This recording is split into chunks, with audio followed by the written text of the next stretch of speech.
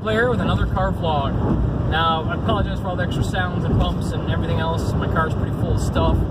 Indy PopCon is over, and I have done my very first convention with a booth, banner, all that good stuff, business cards, you name it. Did it all. And, you know, some lessons were learned, yes. And I think the biggest lesson is, quite frankly, it's not a good idea for a YouTuber to pay for a booth at a convention. Now, the reason is because I applaud the convention for actually allowing all the internet people, that includes podcasts and such like that, to hang out, and also cosplayers and people that have their own,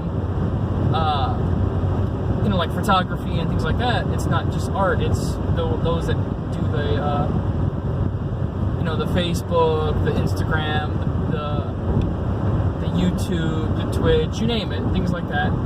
So there was a area specifically for that, and as much as I applaud it, at the same time it's a detriment. So, because in all honesty, no one's going to walk up to your booth if there, you know, if there's nothing to catch their eye.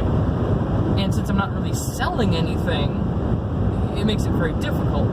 So, next step is to have different videos playing. Obviously, I didn't have a video set up. Electricity cost a fortune, but I did find a way around that. So next year, we're shooting for having videos being played. If I do it next year, again, this is a learning experience. And I'm thinking about partnering with other YouTubers so we can actually share the booth instead of just having one, or, you know, kind of a thing, but share with a few. And that way the cost is deferred, so that helps a lot. And also then, beyond having the cost being split up a little bit, and then the coverage is also split up a bit too. So I couldn't really do much of anything else. I had to sit and man the booth. So, and if I'm going to have tech there, like if I was going to be playing videos, I can't ever leave the booth. So it, you know, it's one of those things that, in all honesty, yeah, it could have been done better, it could have been done different, and I think next time I will address that in a different way. If there is a next time. Again, this was it a success? I don't know. We'll see if I get any extra subscribers or people following me on Twitter, or, you know, things like that. I think it was a success in the fact that I did it. I think it was a success because I did network with several individuals, and that helped a lot. You know, it is what it is. It's just doing what I can and getting people off, helping some people out, some YouTubers that are, there's one that was a bit better than I am as far as subscribers are concerned, but he's a lot younger than I am, and he's doing things that professional YouTubers would do, in the sense that, you know, you're supposed to have, like, it's applauded if you have a second computer to do all your mixing and stuff on, audio mixing and, you know, rendering and things like that.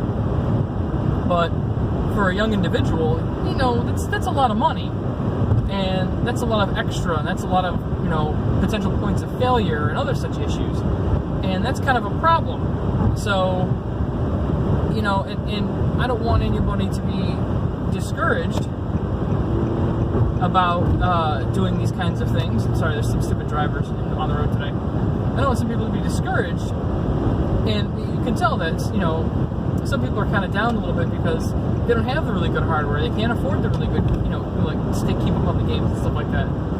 So you just throw it out there and you help them out. You know, I don't think YouTube is more of a competition in that sense. It's because really you're not competing on content. Like, I'm not competing with someone because we're both playing the same game, necessarily. I'm competing in the sense that if I'm entertaining based on my personality, my handsome face, my charm, my wit, that was a joke, yes, and you know, things like that. That's the whole point. It's, you know, you compete based on your, not your, I stopped it too, but you don't compete on the fact that you're playing the same game. and things like that, because honestly, a lot of people are going to be playing the same game. A lot of people are going to be doing the exact same thing. It's not going to end. So it's just the nature of the beast. So it's like having several different actors, because again, it's trying to compare with traditional media. It's like having the same TV show, okay, with the same plot, the same characters, but with different actors. And it's on every channel. So you're really picking the people you want to watch based on maybe the acting talent, personality, whatever it might be. You're not basing it off of the plot or the special effects or anything else, because that's all the same. So really in YouTube, it's not as much of a competition in that sense. Like, I'm not competing against somebody in the sense that I have to do this content or that content, whatever it might be, to try to get, sure, that might get me more hits, but at the same time, part of it is doing what you enjoy, to have a good time, to have this creative outlet. And these people, are trying to do this creative outlet, and they're having a hard time because they don't have the knowledge, they don't have the experience, whatever it might be. And so I spent some time actually sharing experience and sharing knowledge and trying to help people out, because honestly, it's about being creative and having that creative content, creative outlet, not content, but have that creative outlet. And I have a full-time job. I have a real life kind of thing.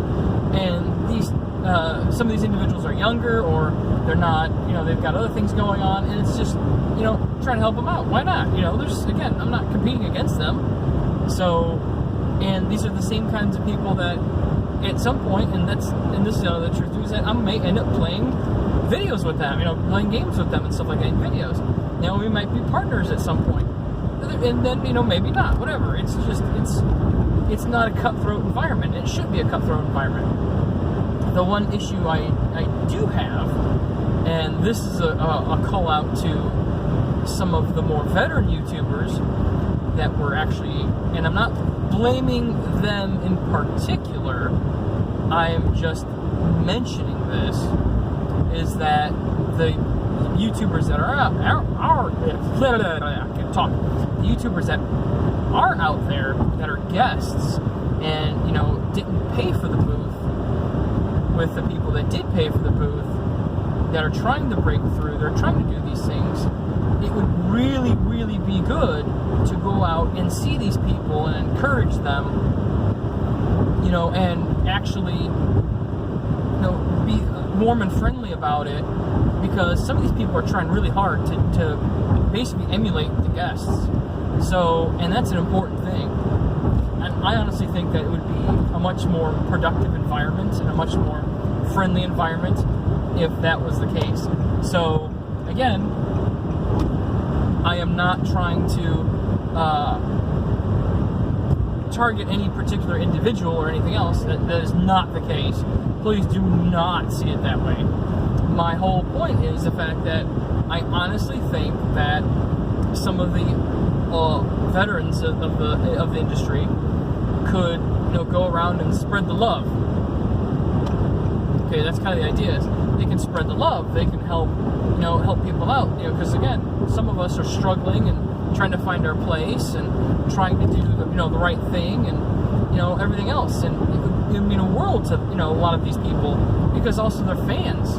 They're really, really big fans. So the reason they're doing YouTube is because they're really, really big fans. And that's important.